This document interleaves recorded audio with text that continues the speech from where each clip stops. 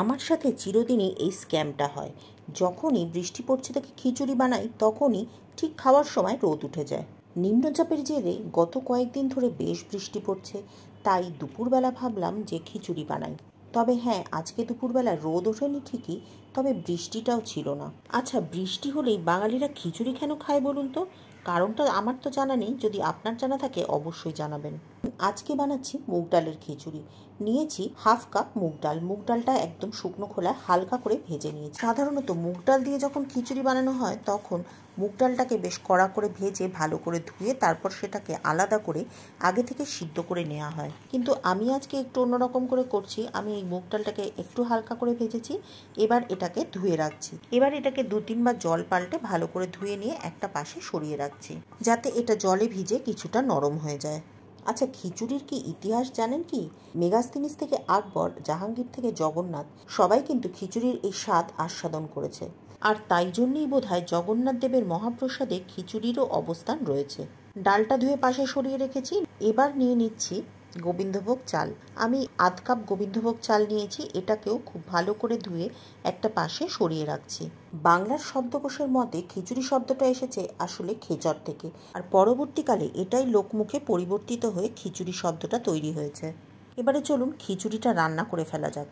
কড়াইতে নিয়ে নিয়েছি 3 টেবিল চামচ মতো সর্ষের তেল। তেলটাকে বেশ ভালো করে গরম করে নিয়ে তারপর এর মধ্যে দিয়ে দিচ্ছি একদম বড় সাইজের একটা আলু, যেটাকে আমি ডুমো ডুমো করে কেটে নিয়েছি। আলুটা দিয়ে বেশ লাল লাল করে ভেজে নিয়ে তারপর এটাকে তুলে রাখছি একটা পাত্রের মধ্যে। আলুটা ভাজা হতে থাক, ততক্ষণ গল্পে ফিরি। আগেকার দিনে বর্ষা বাদলের দিনে খিচুড়ি খাওয়ার কারণ ছিল সম্পূর্ণ আলাদা। সেই সময় গ্রামেগঞ্জে বৃষ্টি ভেজা দিনে জল কাদা পেরিয়ে বাজার হাট করাটা ছিল অত্যন্ত কঠিন ব্যাপার। বর্ষার দিনে বারবার উনুন জ্বালিয়ে রান্না করাটাও ছিল খুব কষ্টকর। সেই জন্যই হয়তো ঘরে ঘরে ভাত ডালে খিচুড়ি তৈরি করা হতো। ওদিকে আলুটা ভেজে তুলে রেখেছি। এবার তেলের মধ্যে তেজপাতা আর গরম মশলা ফোড়ন দিয়ে তারপর এর মধ্যে দেব একটা মশলা। তৈরি করে নিয়েছি 2টো টমেটো, 2 ইঞ্চি সাইজের একটা আদা আর 2-3টে কাঁচা লঙ্কার একটা পেস্ট। সেই পেস্টটা এই তেলের মধ্যে দিয়ে এবার এটাকে খুব ভালো করে কষিয়ে নিচ্ছি। টমেটো, আদা, কাঁচা লঙ্কার পেস্টটা বেশ ভালো করে কষিয়ে নিয়ে যখন মশলার কাঁচা গন্ধ চলে যাবে তখন এর মধ্যে গুঁড়ো মশলাগুলোকে দিয়ে দেব। না, আলাদা কিছু নয়, বেসিক গুঁড়ো মশলা। ওই হলুদ গুঁড়ো, লঙ্কা গুঁড়ো, ধনে গুঁড়ো আর জিরে গুঁড়ো। হলুদ গুঁড়োটা দিয়েছি সিকি চামচ, বাকিগুলো 1 চামচ করে। মশলাটা একটু লেগে লেগে যাচ্ছিল, তাই জন্য একটু সামান্য জল দিয়ে ভালো করে মশলাটা কষিয়ে নিচ্ছি।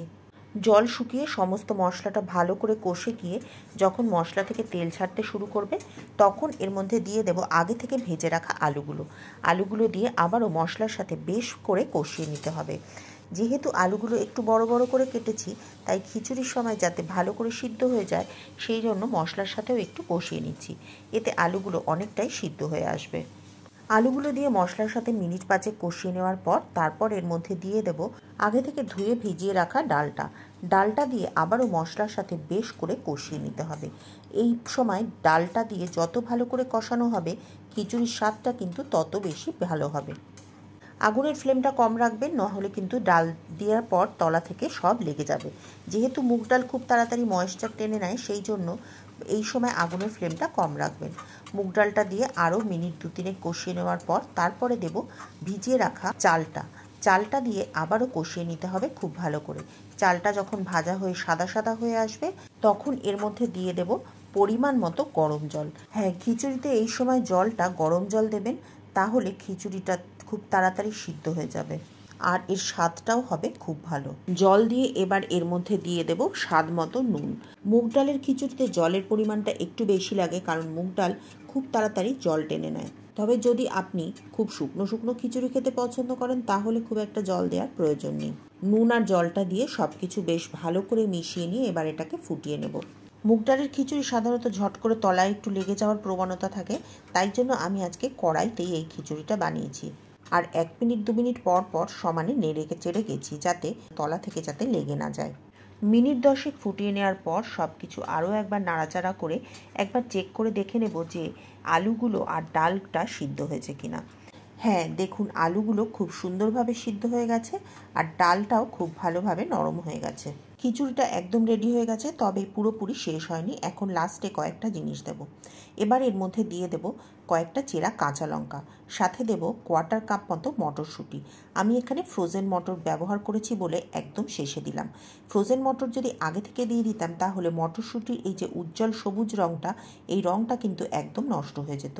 সেই জন্য যদি আপনি কখনো খিচুড়িতে মটরশুঁটি দেন এবং যদি ফ্রোজেন মটর ব্যবহার করেন, তাহলে খিচুড়িটা তৈরি হয়ে যাওয়ার পরে ফ্রোজেন মটরটা দিয়ে তারপর মিনিট খানেক ফুটিয়ে নিলেই তৈরি হয়ে যাবে। যদি ফ্রেশ মটরশুঁটি দেন তাহলে আগে থেকে দেবেন, তাহলে মটরশুঁটিটা ভালোভাবে সিদ্ধ হবে।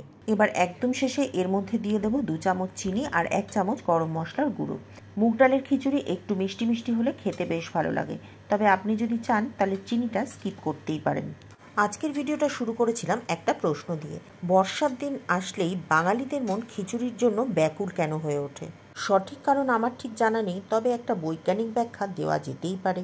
বর্ষার দিনে যেহেতু বেশ ঠান্ডা ঠান্ডা ওয়েদার থাকে, সেই জন্য বর্ষার সময় খিচুড়িটা শরীরকে গরম রাখতে সাহায্য করে। আজকের ভিডিওটা কেমন লাগলো কমেন্ট করে অবশ্যই জানাবেন। ভালো লাগলে লাইক করে একটা শেয়ার করে দেবেন। চ্যানেলে নতুন হলে চ্যানেলটি সাবস্ক্রাইব করার অনুরোধ রইল। আর যদি ফেসবুক পেজ থেকে দেখেন তাহলে পেজটিকে কিন্তু অবশ্যই ফলো করে নেবেন। আজকের ভিডিও এখানেই শেষ করছি। এই বর্ষায় সকলে জমিয়ে খিচুড়ি খান।